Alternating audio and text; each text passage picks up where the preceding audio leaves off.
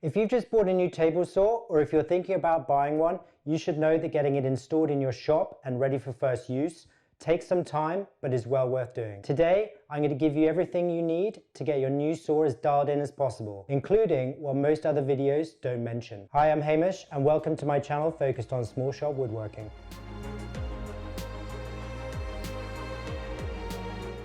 The saw I'm going to be featuring in this video is the iTech 250 10-inch 3 horsepower table saw with cast iron top and side tables. With a 3-inch cut and a 2-foot rip capacity, it's pretty reasonably compact and should work well in my new small shop. The iTech 250 is a hybrid between a cabinet saw and a contractor saw, as although it has a full cabinet, the trunnions are bolted to the underside of the table, which is what you'll find with contractor saws. This definitely makes alignment more involved. Regardless of what saw you go for, most of what I'm going to cover here is pretty universal. If your saw is new, you're likely going to need to assemble it. Assembly of this saw is straightforward. You simply bolt on the press panels, then the feet. If you're planning to use a mobile wheelbase, then build it and test fit it before flipping the cabinet saw the right way up. You can also add some height adjustable feet, which will help later with leveling. However, from personal experience, adjustable feet introduce too much instability. With the cabinet the right way up, you can remove the side panel to add the internal dust hose. Leave the panel off though, as we'll need to get back in there for alignment. Most if not all new saws will arrive with a layer of grease for rust prevention. As grease and sawdust don't mix, you're definitely going to want to go heavy on the cleaning. I recommend you get these following products for your cleanup: a fine metal file, some paper towel, this degreaser variant of WD-40, this stuff is amazing, lithium grease, a stack of 320 grit Scotch-Brite pads, some machine wax, some wax remover is handy for future cleans. Lastly, if you have an orbital sander, then grab that as well. First step is to give the edges of the cast iron table a file to remove any burring.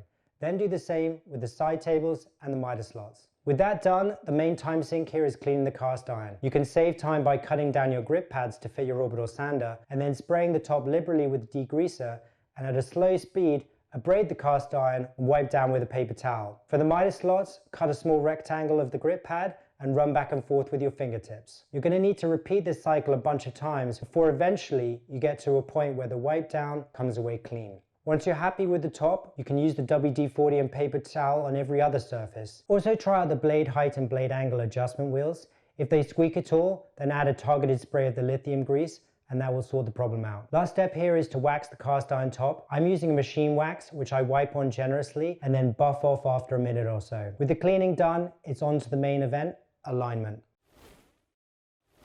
Alignment for a saw like this takes 5 steps. The first being alignment of the side tables with the main table. Side table alignment is made easy with a straight edge and a set of feeler gauges. Pick a corner and loosen the closest 3 side table bolts by a half turn. Then using a mallet or a little bit of manual pressure, move the side table either up or down so you can't see any daylight either side of the straight edge. If you see daylight on the side table side, then the side table needs to tap upwards. If you see daylight on the main table side, then the side table needs to tap downwards. With one corner done, retighten the bolts and repeat the same process on the other 3 corners. Keep in mind that your table saw is likely not dead flat. Here's a step that most videos don't really talk about: getting your insert plate flush, which is important before you can accurately determine if the saw blade is at right angles to the table. To get started, unplug the saw and then remove the insert plate to check that there is no debris preventing the screws from being fully tight. Also, check if there are any grub screws here for adjustments, as this will make the task much easier. Put the insert plate back and tighten all the screws without over tightening. Now you can use a small straight edge plus feeler gauge to determine what adjustment is needed to each screw. Another tool that is quicker and more accurate here is this saw gauge from iGaging. We're going to use this later to align the blade to the miter slot. For now though, you can also use this gauge to measure the height difference between the table and the insert plate at each screw. In my case, the insert plate is below the main table and needs shimming. If it had been above the table, then the only solution I can think of would be to make a new insert plate. This will obviously take more time, but has advantages as you can make it zero clearance. To shim, I use some copper sheet, which is a thickness of 0.1 millimeters. To get to the right shim height, I cut and glued together the needed quantity using spray-on contact adhesive. Then it's a test fit, and if all good, use the same adhesive to fix the shims to the underside of the insert plate. With the insert plate flush, we can now move on to blade alignment, where we start by making sure that the blade is at right angles to the table. Raise the blade fully and set it at the 90-degree stop. Then check blade angle. Do this with an engineer's square rather than a digital angle finder, as we've yet to label the tabletop. If you're seeing daylight, then dependent on your saw, you're either going to need to adjust the blade stops inside the cabinet or adjust the plane of the tabletop by using the corner attachment bolts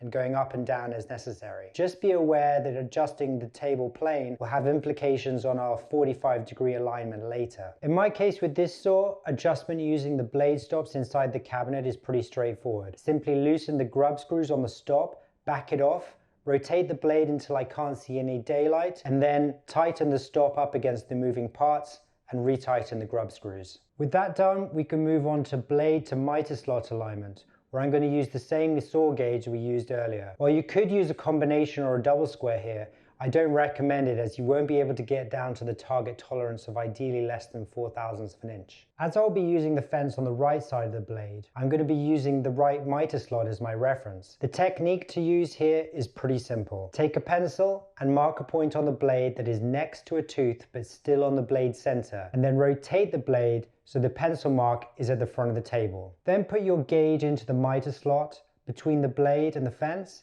and take your measurement to your pencil mark. Then zero the gauge. Now move the gauge to the back of the table and rotate the blade again so you're able to measure the difference between the front and back of the blade. In an ideal world, you're looking for a negative difference, as this means that the back of the blade is not closer to the miter slot and the fence. A positive measurement, by contrast, means that the back of the blade is closer to the fence and will increase your chances of climb cut and kickback. If you're seeing a negative measurement of less than 0.04 or even better 0.02 of an inch, then you're all good. To make an adjustment, you need to locate the trunnions. On many cabinet saws, these will be the 4 table bolts, where you loosen 3 of the 4 bolts and use a dead blow mallet to tap a corner as needed. Then repeat the same front and back gauge measurements.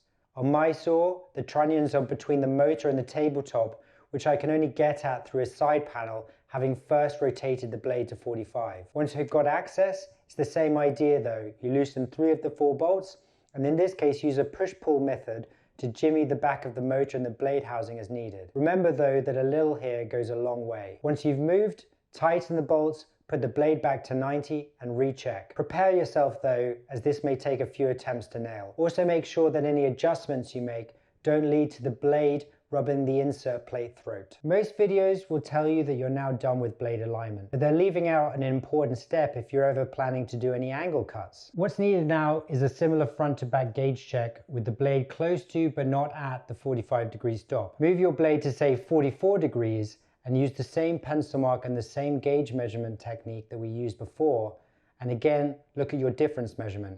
Don't be surprised though if you're way off here. Adjustment to correct here will depend on your saw. If you have a negative difference, then the back of the table needs to tilt up relative to the blade. Likewise, if you have a positive measurement, then the back of the table needs to tilt down. If you have a cabinet saw, then you will literally be able to adjust the tilt of the table without issue using the attachment bolts. However, for the hybrid saws like this one from iTech, adjustment is less precise. The adjustment which got me as close as I could was a combination of moving the back right bolt up and the back left bolt down. Each time you make an adjustment, tighten everything back up and take another difference measurement. I probably spent more than 3 hours here playing this frustrating dance between the 90-degree and the 45-degree gauge measurements, as every change you make will affect both of these. In the end, the best I could achieve was to straddle 0, with my 90-degree measurement being -1,000th and my tilt measurement being +2,000th. After the trauma of the previous step, getting the fence square to the blade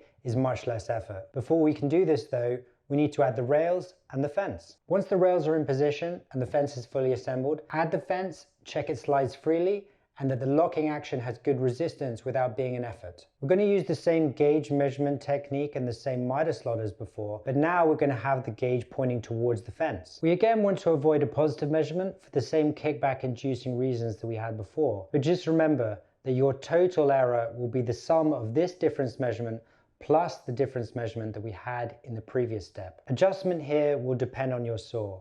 For mine, the adjustment is again pretty crude. Loosening 3 of these 4 bolts, followed by a manual wiggle, then retighten and recheck. When you're happy and everything's tight, move the fence to be hard up against the blade, lock it down, and then set your fence measurement marker to the 0 position. Last alignment step is only essential if you plan to build an outfeed table, which I think every woodworker wants to do, right? Leveling the table is fairly simple if you fitted adjustable feet. However, as I mentioned earlier, I was not a fan of the less than solid feel that these gave, and so I removed them. Instead, I used window packers between the cabinet feet and the wheelbase to achieve a level I was happy with. A good spirit level like this one from Solar with a digital readout will give you greater accuracy. Once you've finished up with leveling, your saw's all dialed in and you're ready to go. Although you can run your saw stock, the reality is that most saws aimed at the hobbyist and small shops have pretty poor stock accessories. You should budget in your saw purchase, making a few key upgrades. The stock blade for most saws is junk, and this one is definitely no exception. This is your most important upgrade, and I suggest that you immediately replace with the very least a 40-tooth general purpose blade, as well as an 80-tooth crosscut blade, like these two from CMT. If you can stretch to a dedicated ripping blade as well, even better. The stock riving knife and crown guard might be acceptable for some saws, but the set that came with this saw is also terrible, and for me an immediate upgrade. There will be times where you want to cut rabbits and dados, and the riving knife height needs to match the blade. When you're cutting through timber, you want a crown guard which is clear so you can see the blade. You also want it as enclosed as possible to improve safety and increase dust extraction. Although swapping a riving knife is a pain, having two setups for a saw like this is, I think, the right answer.